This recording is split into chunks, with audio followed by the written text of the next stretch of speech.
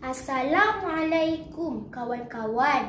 Hari ini saya Ilyas Muhammad bin Muhammad Rafi, darjah 6 Ghazali dari Sekolah Rendah Agama Bersepadu Johor Bahru ingin menyampaikan sebuah cerita yang bertajuk Ketabahan Nabi Ayub alaihi salam. Nabi Ayub adalah putera kepada Maush bin Razak bin Aish bin Ishaq bin Ibrahim Al-Khalil alaihi salam. Ibundanya merupakan anak perempuan kepada Nabi Lut alaihi salam. Baginda lahir di daerah Haran serta mempunyai isteri yang bernama Rahmah binti Afrafim. Nabi Ayub adalah seorang yang hartawan. Dia ceritakan baginda dilimpahi dengan harta kekayaan yang melimpahi ruah, tanaman yang subur, hasil ternakan dan pertanian yang banyak dan ahli keluarga yang ramai. Namun, baginda memiliki jiwa seorang hamba yang sangat suka beribadah serta dermawan. Baginda pula tidak merasa sombong dengan apa yang dimilikinya. Malah, seringkali baginda memberikan sumbangan kepada golongan yang memerlukan bantuan. Ini membuatkan orang ramai menyenangi sikap baginda ini.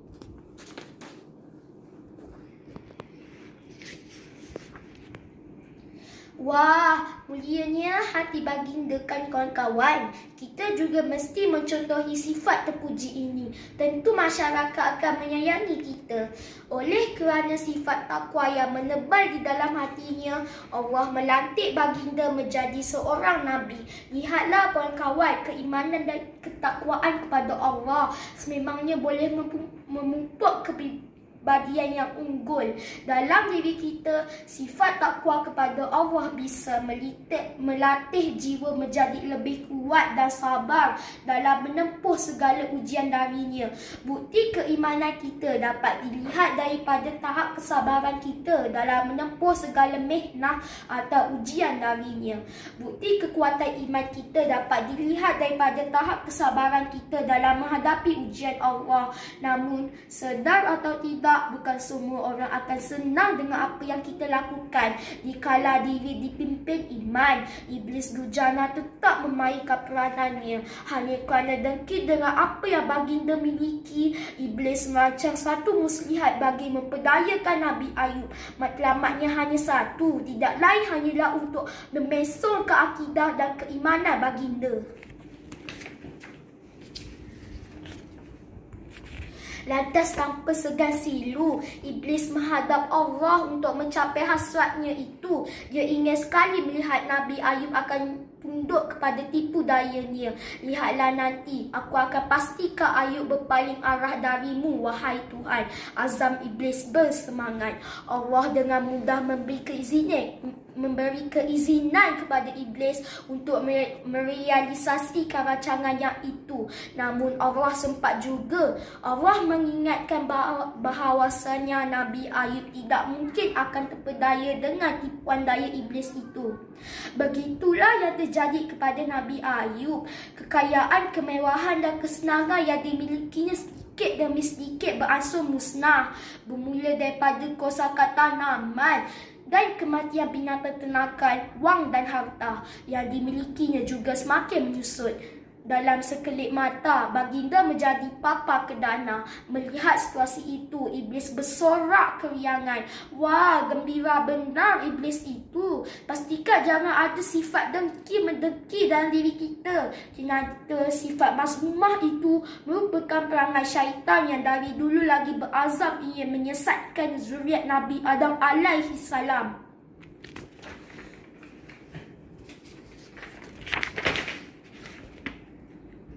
Tahu tak kawan-kawan, orang Yahudi dan Nasrani tidak sesekali akan meredai umat Islam sehinggalah kita mengikut jejak langkah mereka. Ini terbukti bila mana Zionis laknatullah saban hari menyeksa umat Islam di bumi Palestin. Sifat keji itu sekian lama telah membarah dalam diri mereka lantaran tidak senang dengan kesejahteraan yang dimiliki oleh umat Islam. Berbalik kepada kegembiraan iblis, sangkanya Nabi Ayub akan menangisi kemusnahan yang dihadapinya. Namun tidak disangka iman dan takwa baginda kepada Allah Subhanahu Wa Taala semakin menebal di dalam jiwa. Baginda tidak rasa gusar dengan peristiwa yang terjadi kepada dirinya. Melihat kepada keadaan itu, iblis semakin berang. Ternyata muslihatnya tidak menjadi. Lantas iblis membuat rancangan lain dengan harapan keimanan Nabi Ayub akan tergugat dengan musibah yang menimpanya. Nabi Ayub diuji lagi. Seorang demi seorang putera dan puteri yang menjadi penyeri hidupnya pergi menghadap Ilahi berikutan tragedi runtuhan rumahnya. Namun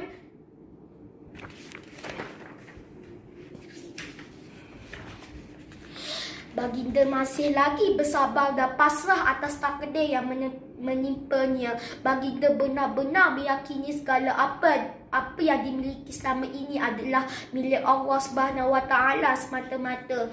Ini bertepatan dengan firman Allah di dalam surah Al-Baqarah ayat 156.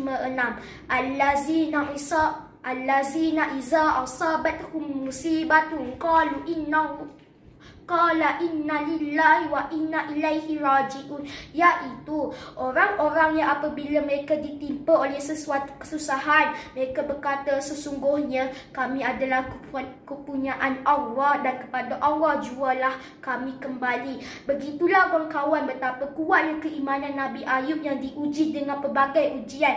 Namun baginda tetap reda, malah ibadahnya semakin hari semakin bertambah. Begitu juga dengan kita, tak terkala ditimpa sebarang musibah seperti tsunami, wabak denggi yang semakin menular, jerebu dan kehilangan pesawat MAS MH370 yang berlaku di dalam negara kita.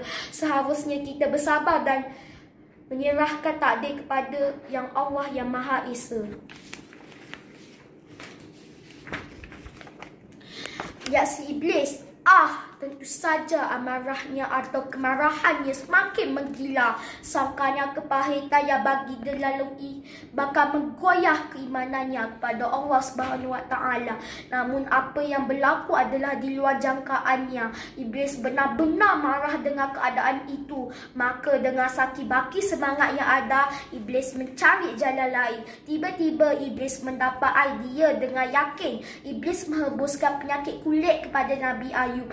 Maka sekali lagi hujan diterima baginda. Tubuhnya yang dulu sihat dan segar kini semakin susut. Kulitnya semakin hari semakin berkelupas. Kini baginda tidak lagi keluar bersia-sia di kampungnya. Jiran tetangga semakin ramai yang menjauhinya. Masakan tidak penyakit kulit yang dihadapi oleh Nabi Ayub itu sebenarnya menjadi wabak penyakit berjangkit, sehingga kan tiada lagi orang yang mahu melihatnya lagi. Sudahlah berbau, wajahnya nampak buruk pula. Namun masih ada lagi insan yang sudi bersamanya kala susah dan senang, iaitu ratu hatinya, Siti Rahmah.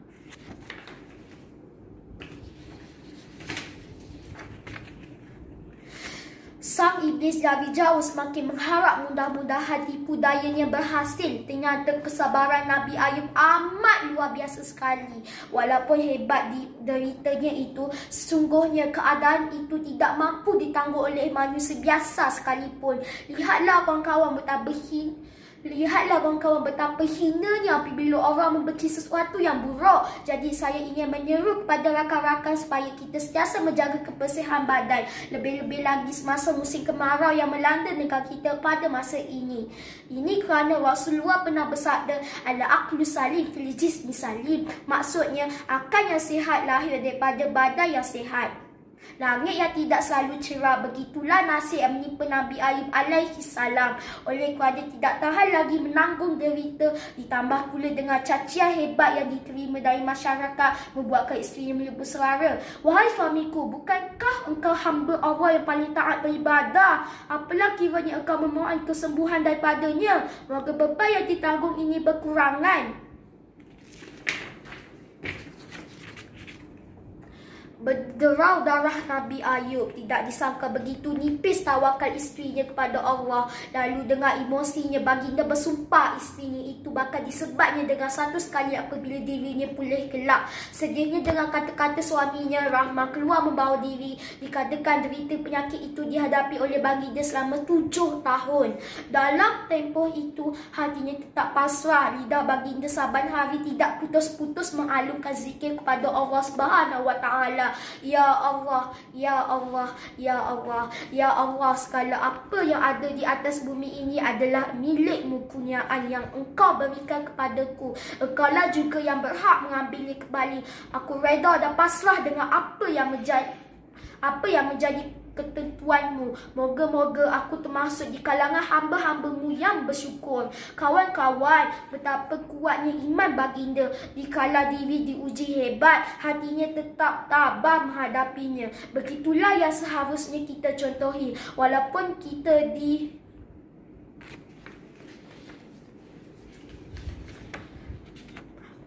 kita diberi sedikit kekurangan dan ujian oleh Allah Subhanahu wa Ta'ala dengan status orang kurang upaya OKU, ini tidak seharusnya menjadi ianya alasan untuk kita tidak boleh berjaya. Walaupun dalam sedikit kepayahan, kita mesti tetap berusaha dan tekun belajar untuk menjadi individu yang cemerlang dan berjaya dalam hidup. Pada suatu hari, setelah sekian lama telah diuji dengan pelbagai dugaan dan ujian oleh Allah Subhanahu wa Ta'ala, Allah Subhanahu wa Ta'ala berkenan untuk memberikan kesembuhan kepada baginda. Dengan satu hentakan kaki baginda ke tanah, maka terpacarlah mata air yang menjadi penawar penyakitnya. Kini baginda pulih seperti sedia kala. Tatkala isterinya kembali ke rumah, dia terkejut dengan penampilan baru suaminya itu, Nabi Allah Ayub alaihi salam. Hatinya cukup gembira, namun demi sumpah yang pernah dilafaz oleh suaminya, beliau reda dengan dihukum dengan sebatan sebekas jerami oleh suaminya sebagai tamsilan kepada pukul 100 kali. Untuk hari-hari kemudiannya, kehidupan mereka kembali ceria. Begitulah kisah hamba beriman,